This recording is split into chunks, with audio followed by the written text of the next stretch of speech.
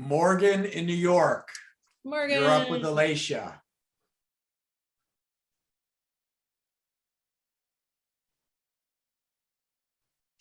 I have never known Morgan to be shy. So Morgan, this could be a bathroom break. I have no idea.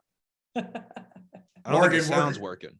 No, he's there. He's there. We just can't hear him. All right. We're going to go to Ann O'Neill Hear me in now. Miami. Yep. And Here he is, no, Scott. we're going to stay with Morgan. Apologies. Thank you. I worked it out. One click of the mouse. Hi, ELATIA. Thanks for taking the time today.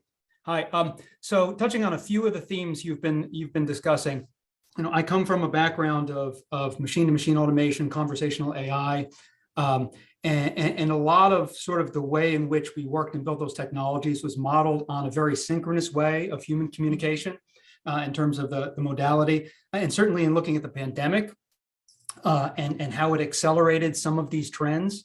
I've noticed, and certainly I'm not the only one, that those traditional modes of communication and collaboration built around a very synchronous world, whether it's in person or remote, like Zoom, like Slack, like email, to an extent, became in a way disruptors themselves of how people work, right? I mean, and some of the statistics are pretty telling. I think 89% of people doing remote work say that it's the most unpleasant part of their workday, right? The constant Zooms and Slack interruptions.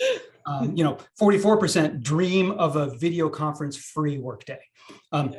So when we think about the future of work, right, in the modern workplace being hybrid, distributed, remote, where do you see the enabling technologies come in? Where do you see perhaps asynchronous communication tools come in?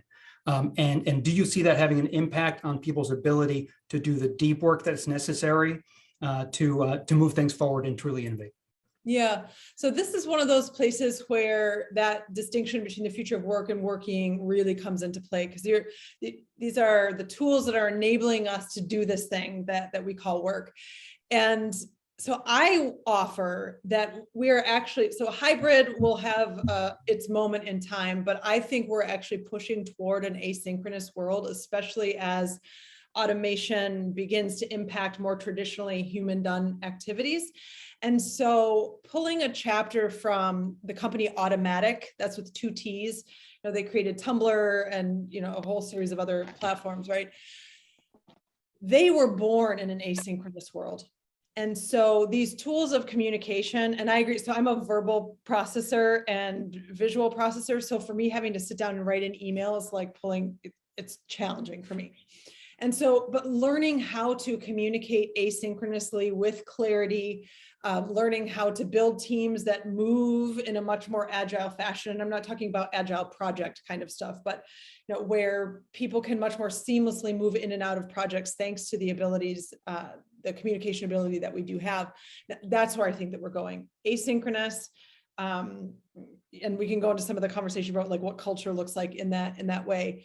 But yeah, so much of what we're doing right now, it's in the trough of deception of what this technology can do for us, because I agree. No, thank you to more Slack pings. I love it. Thank you so much. Thank you so much.